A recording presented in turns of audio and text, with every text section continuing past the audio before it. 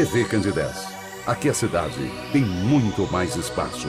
Fundação Jaime Martins, promovendo cidadania.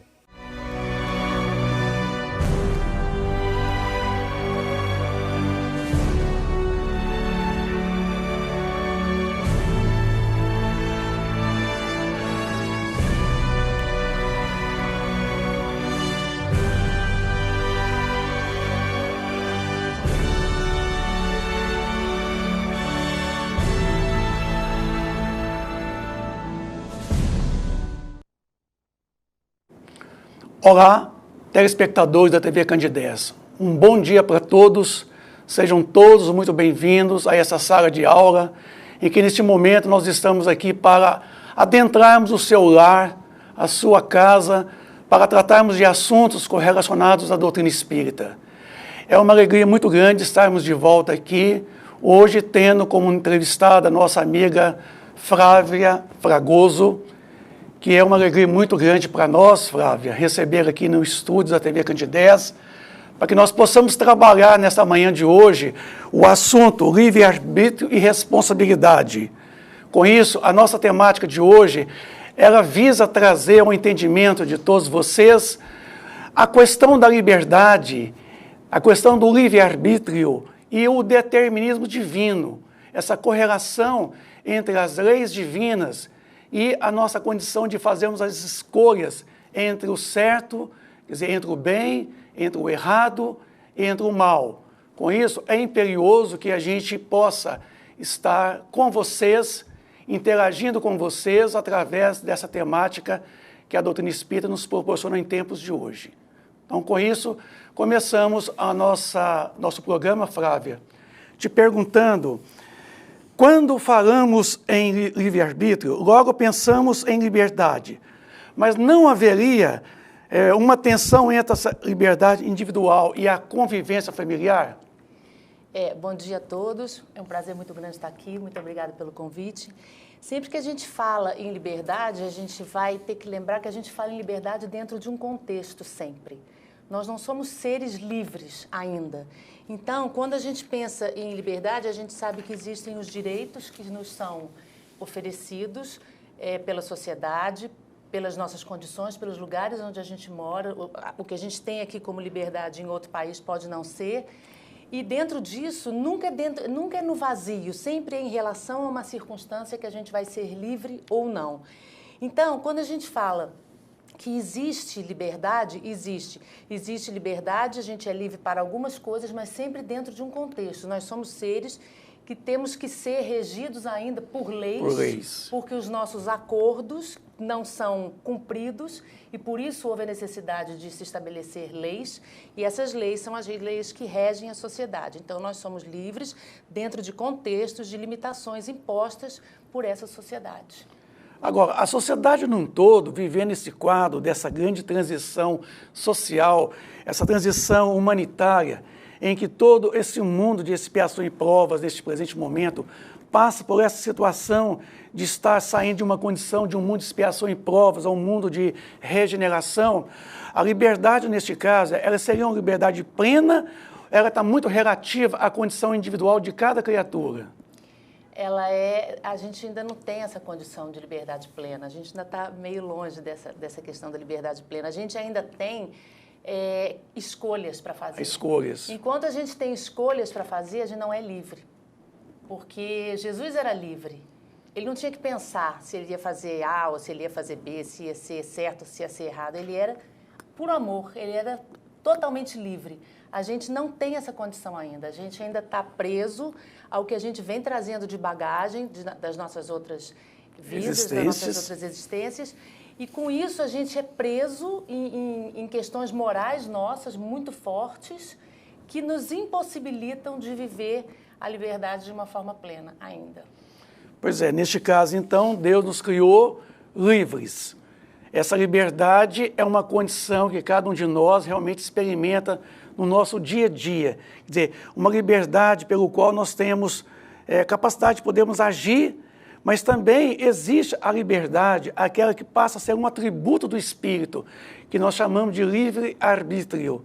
Esse livre-arbítrio é justamente essa condição pelo qual eu, você, todos nós temos aquela liberdade no ato da escolha, a escolha do bem e do mal. Quer dizer, isso para nós é de uma forma muito consciente ou ainda muito relativa a essa inconsciência? Na verdade, o que acontece é que o nosso pensamento é livre. Livre. Somente o nosso pensamento é livre.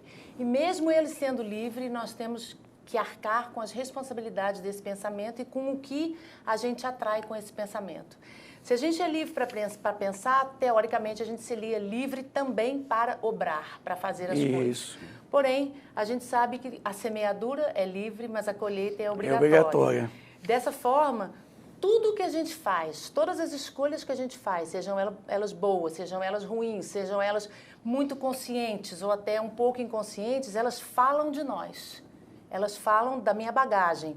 Porque quando a gente fala de inconsciente, fica meio desculpado, né? Algumas das nossas atitudes, mas no fundo a gente conhece bastante da gente. A gente sabe que em determinados momentos a gente fala assim, eu sei que isso deveria ser feito, mas eu vou fazer aquilo. Então, no fundo, a gente vive de escolhas da hora que a gente acorda, da hora que a gente dorme. O tempo inteiro a gente está escolhendo. E era interessante que a gente começasse a perceber o que a gente está fazendo com a nossa vida, porque o que a gente vive hoje nada mais é do que o resultado da minha escolha que eu faço toda hora, todos os dias na minha vida. Flávia, o livre-arbítrio sendo uma liberdade relativa, como fazer para expandir nossa liberdade? Essa é uma pergunta interessante.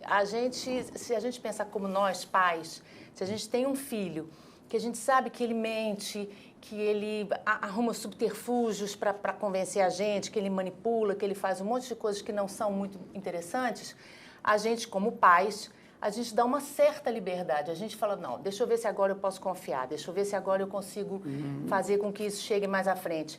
Assim também o nosso pai, que conhece toda essa bagagem que a gente traz, ele sabe que ele não pode liberar determinadas coisas para nós, porque nós não temos condições morais ainda de fazer isso e nem de arcar com o resultado dessas escolhas nossas. Então, a gente vai sendo testado e vai nos sendo dadas oportunidades, vão nos sendo dadas oportunidades de acordo com o nosso comportamento, vamos chamar assim, de acordo com a nossa intenção de melhora, com a nossa intenção de estar progredindo na nossa vida.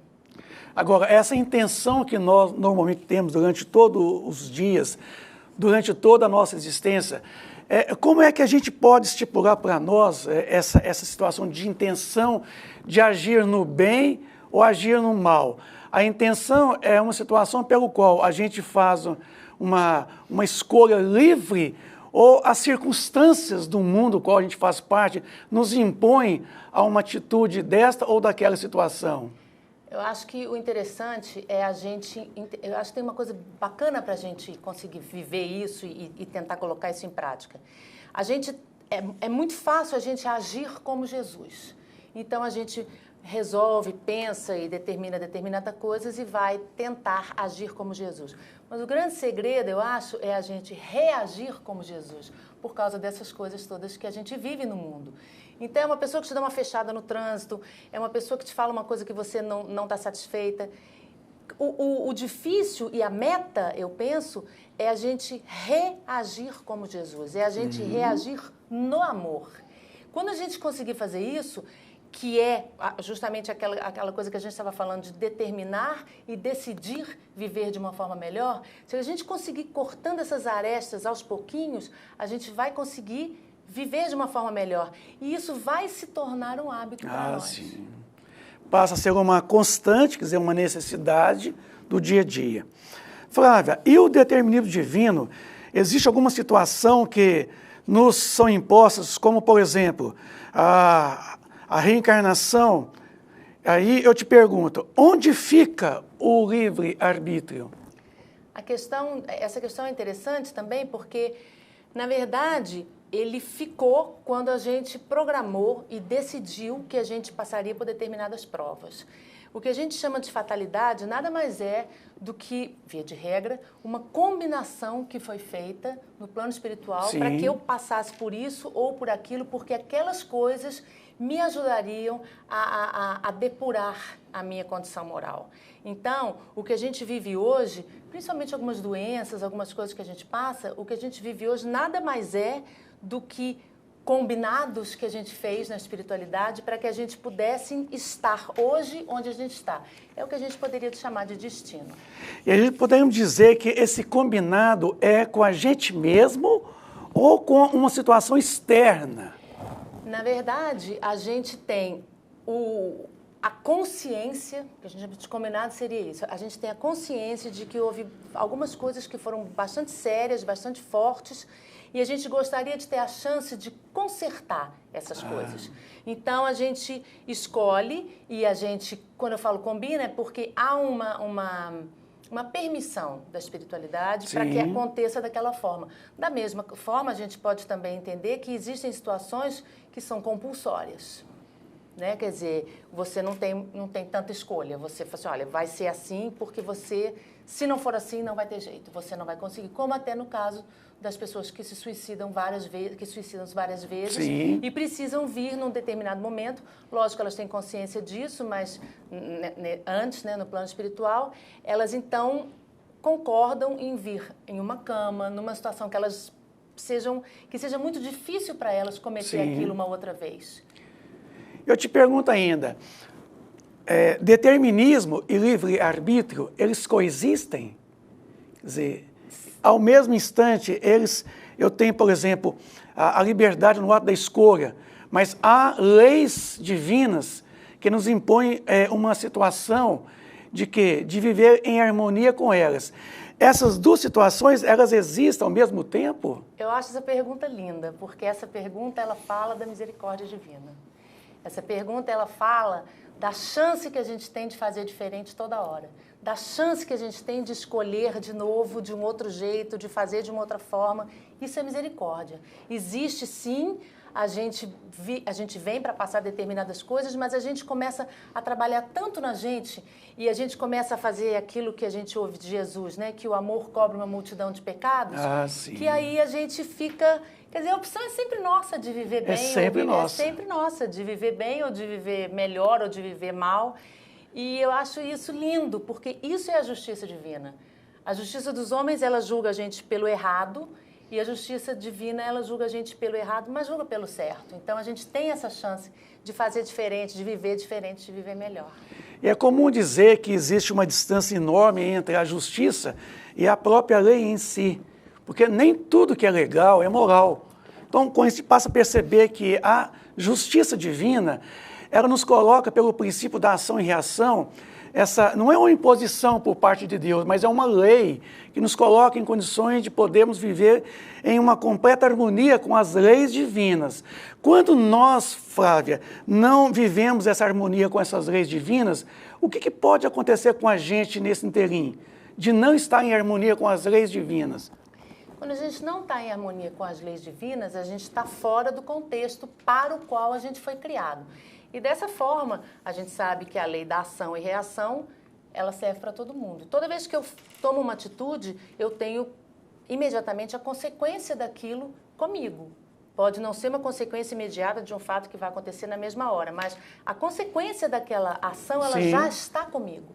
E dessa forma, a gente vai entender que se a gente que está fora do contexto, existe um contexto, mas se sou eu que estou fora do contexto, eu tenho que tentar me adequar de alguma forma a viver nesse contexto de novo. Seja através de um cerceamento da minha liberdade, porque muitas vezes tem que acontecer para que a gente consiga, então, voltar a viver numa sociedade, cumprindo leis e tentando viver de uma forma moralmente aceita e moralmente boa, ou seja, eu esperando um pouco, de alguma forma, sendo cerceada dessa liberdade, para que eu entenda que as coisas não são exatamente sempre do jeito que eu quero.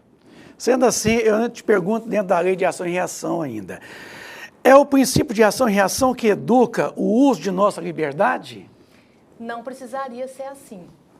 Não precisaria ser assim, porque a gente conhece as leis. A lei, ela é clara. Não precisaria que fosse eu tendo que ficar de castigo algumas vezes, ou eu tendo que ficar afastado algumas vezes para aprender algumas coisas. Sim. Mas nós somos infantis ainda, nós somos crianças espirituais, né? Então, nós temos muita bagagem primitiva ainda, né? De épocas que se manifestam através das nossas atitudes no dia a dia. Então, não precisaria ser assim. Mas quando precisa ser assim, como um bom pai, a gente, então, é levado a repensar, ao sofrimento, é levado por nós mesmos, né? Sim. A gente sofre porque tomou atitudes ruins, porque não prestou atenção em determinadas coisas. Então, fica mais fácil dessa forma, para nós, na nossa condição, entender que tudo que eu faço tem uma reação. Toda atitude que eu tomo tem uma consequência e eu sou responsável por ela. Flávia, é comum a gente ouvir falar também, na literatura espírita, a gente sempre lida com o termo causa e efeito. Causa e efeito, nós pensamos que causa e efeito está assentado em cima do princípio de ação e reação, que é a mesma coisa. Porque a gente passa a perceber que o princípio da ação e reação, ele se aplica mais ao contexto da matéria, quer dizer, a parte puramente material. Porque a lei de causa e efeito, estando ela sentada em cima do princípio da ação e reação, em relação a nós, é um pouco diferenciado, porque a lei de ação e reação, ela é instantânea. E ela é inversamente, quer dizer, é no sentido contrário, com a mesma ação. Com relação a nós, nossas atitudes, às vezes, nós gastamos várias reencarnações para ressarcir um mesmo débito. Emmanuel, na pergunta lá 98 do livro O Consolador, ele nos coloca que muitas vezes nós gastamos várias reencarnações sucessivamente para ressarcir um mesmo mal. Com isso, a gente passa a perceber de que Deus permite que a lei de ação e reação sobre nós, ela é suavizada, quer dizer, ela é branda, porque ela não vem com a mesma intensidade instantaneamente. Então, ela permite que a gente possa, dentro desse princípio de ação e reação, de forma gradativa, a cada nova reencarnação, você está sempre ressarcindo débitos, quer dizer, situações que você deixou pendente na existência passada. Então, com isso, eu te pergunto, nós temos uma liberdade, que já foi falada. Eu te pergunto, o que é liberdade em si, de maneira ampla, bem plena? Olha, pelo que o nosso intelecto é capaz de compreender, a gente entende que ser livre é ser, como a gente falou antes, como Jesus. A gente ainda está um pouco longe disso. Ou seja, você é livre quando você não tem mais que escolher, quando você não tem mais que pensar se isso é certo, se isso é errado, qual a consequência disso, qual a consequência daquilo, porque você já é puro amor. Então, você só vai agir no bem. Você é livre, você está pronto, você está pleno da lei, pleno de Jesus e pleno de amor. Aí você é livre. Muito bem. Mais uma pergunta. Existindo ganho de liberdade, à medida que fazemos bom uso do nosso livre-arbítrio, existe perda de liberdade também? Para o nosso próprio bem. Para o nosso próprio bem. Porque às vezes a gente repete tantas vezes no erro e comete tantas vezes a mesma injustiça, a mesma coisa ruim, que a espiritualidade fala, não, chega, agora nós vamos ter que dar uma parada para que essa pessoa tenha condições de entender que ela não pode mais continuar nesse erro, para que ela não se comprometa tanto nessa encarnação que ela tenha mais problemas numa outra. Porque aquilo que você falou, às vezes a gente não consegue, numa encarnação,